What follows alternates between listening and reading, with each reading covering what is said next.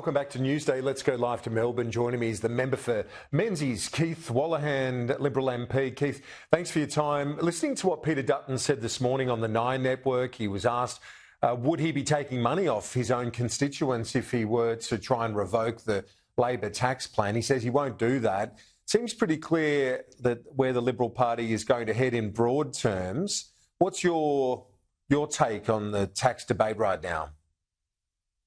Thank you, Kieran, and good afternoon to your viewers. I welcome Peter's comments throughout this process. The Prime Minister and his team have clearly sought to set a political ambush for the coalition, and Peter quite rightly is not walking into it. Tax reform is something that you have to be deliberative about, you have to have credibility, and you have to be responsible. We are the party of lower taxes. We have always been and we will always be. So I respect my colleagues and the Shadow Cabinet's process that will look at this, but I welcome Peter's comments today. I think they are the right thing to do and the right thing to say. How does this debate around cost of living, you know Dunkley and the seat of around Frankston better than most. You're a Melbourne person. Can you give our viewers watching around the nation more broadly a sense of what that electorate is like? How will the cost of living and tax debate be felt in Dunkley ahead of the by-election? Certainly, I was recently door knocking as recently as yesterday in my electorate, and I know our candidate Nathan Conroy has been door knocking in Dunkley. He knows that area very well as a three-time mayor.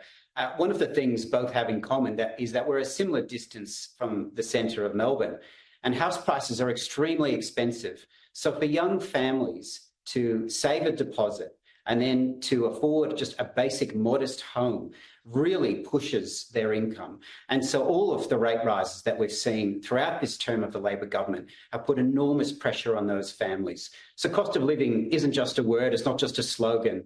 It means serious decisions and sacrifices being made around dining tables in my seat and the seat of Dunkley. And that's what Nathan is hearing in his door knocking in the last few days.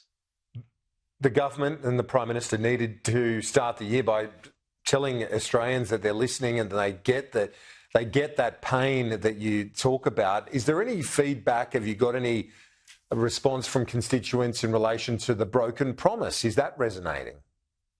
We have. And so, again, yesterday in the doors that I knocked on, and some people invite me in to have a cup of tea and talk to them, they acknowledge that, yes, they're feeling pain and they would welcome in their particular tax bracket extra money. And no one is going to avoid that actual money on the table.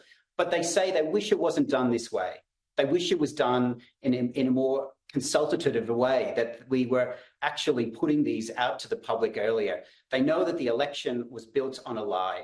And we don't use the word lie too often. In fact, it's unparliamentary for me to use that in the parliament. But it's true. This was a lie. 100 times the Prime Minister looked down the camera and said his word is his bond. And he linked it to this and he's broken it. And people have noticed. On the CPI, it was down, encouraging ahead of the RBA meeting on Tuesday, the first of the year, but there'll be many of your constituents hoping this does lead to rate cuts sooner rather than later, Keith. Of course. Put politics aside, people are hurting. We need inflation to come down and we need the RBA to make their independent choice about that. And I'm sure they'll do that and look at the latest figures. But let's not forget, it's still above the range of 2 to 3% target. So we still are seeing excessive inflation and it needs to come down quicker. And the government has a role to play in that.